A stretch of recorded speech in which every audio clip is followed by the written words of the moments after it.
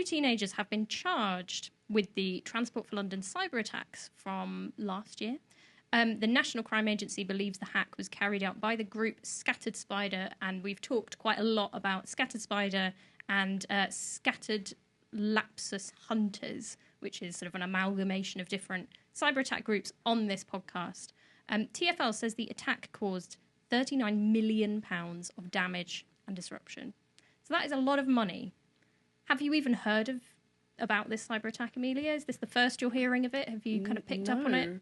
Before coming on this podcast and doing a bit of research, I had not heard of it. Isn't that amazing? Because it's £39 million of damage. And we often talk about on this podcast, if somebody robbed a bank, if they walked into a bank with a gun and they took £39 million, you'd hear it. That would be a huge story. Yeah.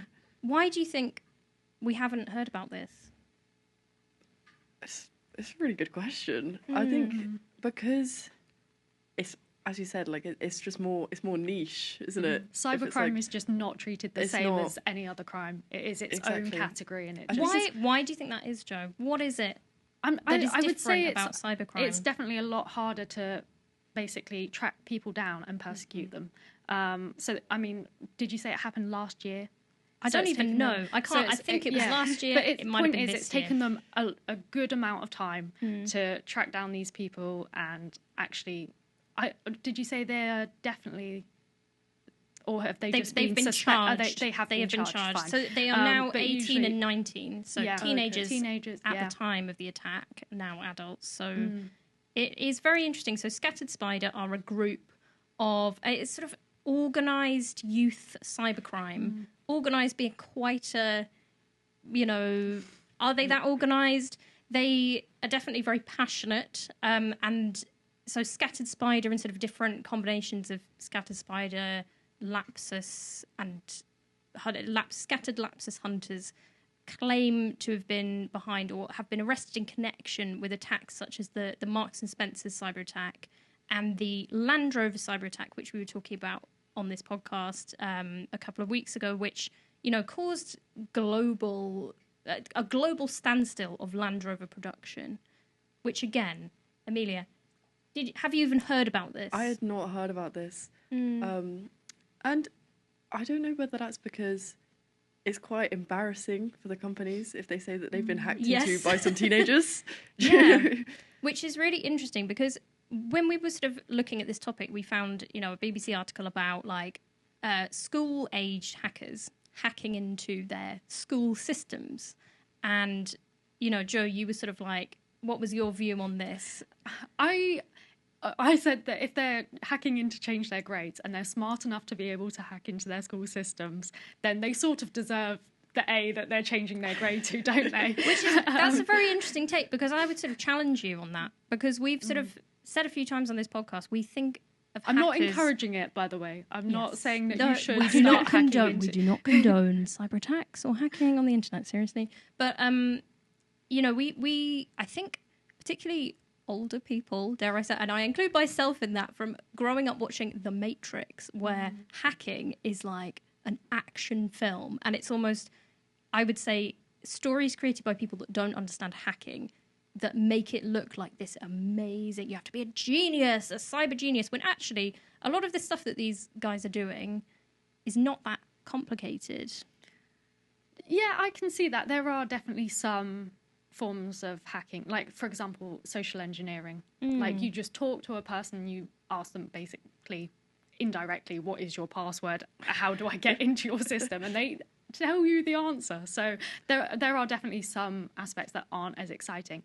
But I can see, particularly for young people, there's not... I mean, video games definitely offer a sense of, like, achievement and, like, challenge and overcoming something. But I think hacking for them as well, they sort of see it as a challenge, like a fun little, why don't we just see if we can hack into our school, because we can. And that would be quite fun, and maybe if we can, that would be quite... And there's quite accomplishing. There's a big community around this, and sort of, Amelia, I want to talk to you about, this idea of teenagers becoming hackers, right? So what we've got is a lot of groups of young, and it is mainly boys, and they come together and they're like, let's become hackers, woohoo! And we had, the BBC, or not BBC, a cybersecurity journalist, Joe Tidy, came on this podcast a month or two ago to talk about his book, which is called Control Alt Chaos, and it is about these groups of teenage boys who come together and decide they're going to be hackers. What is it, do you think, that goes on in the mind of a 14-year-old boy that drives them, instead of being like, I'm just going to live my normal life, they're like, I'm going to become a hacker? What's going on there? Well, I think, as Joe said, they find, it's just, something they can do for fun. If you come together and you realise, oh, we can hack this, then it's something, kind of fun. And especially if they're getting, some money or something from it, I think it's very appealing. And then, I guess, once you've done it once, they just go and do it again, don't they? I agree. I think the thrill of doing it, but then also, as we were saying, we don't really persecute cyber criminals. So especially if they're young. Especially if they're young, exactly. So unlike, let's go rob a bank, which is also quite thrilling, I would imagine, they'd get a hit out of that. We also don't condone robbing banks. We also don't. Good point, Thank you for that disclaimer, guys. I think we needed to make that really clear. So unlike that, where they would be persecuted, sent to jail, they sort of can just get away with it. That is definitely a big thing, that someone like Joe Tidy really observed, is that they actually say in these communities, guys, it's okay, because until we're 18, they can't do anything to us. Do you think that that's actually true? No. Well, kind of half and half. I think it depends on how serious the crime is. But they do have, you can still get persecuted as a teenager, which I think a lot of people forget. Yeah, you can be prosecuted, and so these two now adult men are facing custodial sentences for, and they've taken millions of pounds of money, and I think we kind of forget the human impact of cyber attacks and of scams, because we think of, we were talking about M&S, Land Rover. These are luxury brands, and I think as young people, we can feel quite disconnected and just be like, haha, the big business has been attacked. When actually, a lot of cyber attacks, Joe, we kind of work in this area. What do you observe as being the impact on an individual person? Yeah, I think when it's an individual person that's been targeted, or even somebody who works for M&S, or somebody who works for Land Rover. Or even you think about if, let's say, you were the individual that accidentally gave away your accreditation details to get into the system, you'd feel awful, wouldn't you? You'd be like, oh my goodness, I've just caused so much damage to my company. Well, also, what our sort of research that we do has found, and what, people like Joe Tidy, their insights are, is that if you are a victim of a scam or fraud, you experience trauma. It's not about financial loss. And I think we focus a lot on the financial loss because big headlines and things like £39 million have been stolen. But actually, it's this experience of kind of violation almost. Like when you're burgled, you experience this feeling of someone was in my house, somebody planned this. And so I think, Emilia, sort of last comments on this human side. What do you think? And do you think these cyber criminals, age 14, what are they thinking? Are they thinking about the human impact, or are they thinking about something else? I don't think they're thinking about the human impact at all, because I think, especially because they're targeting the bigger businesses, it's easy to just be like, oh, they're rich, it's fine. If I hack into that company, they won't even notice. Yeah.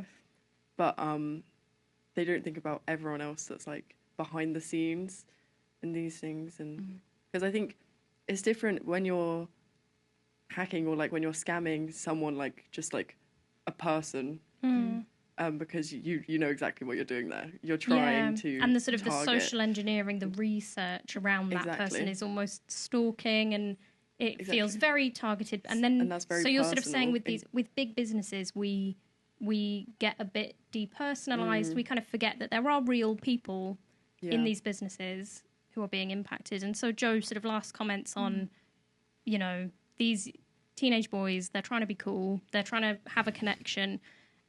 What alternatives are there? to becoming a cyber criminal? That is a very good question. Unfortunately, I actually don't think... I think that's part of the issue. I actually don't think there are many good alternatives. As I said, they've got video games. But other than that, no one really... What else did 14-year-old boys do? I'm not really sure. Like, do they go outside and play football? They could do anything. Yeah, they could become coders or become ethical hackers. Yeah. And there's a lot of people who are sort of reformed cyber attackers, where they're like, I used to be a big baddie. I would, attack M&S, and now I actually help the police catch people like me. I was listening to the BBC and they were sort of talking about that. We could go on about this topic forever, but I'm going to wrap up now with a couple of questions for the audience. What do you think about teenagers hacking their schools and big businesses? And are the older generations getting it wrong when it comes to young people and technology?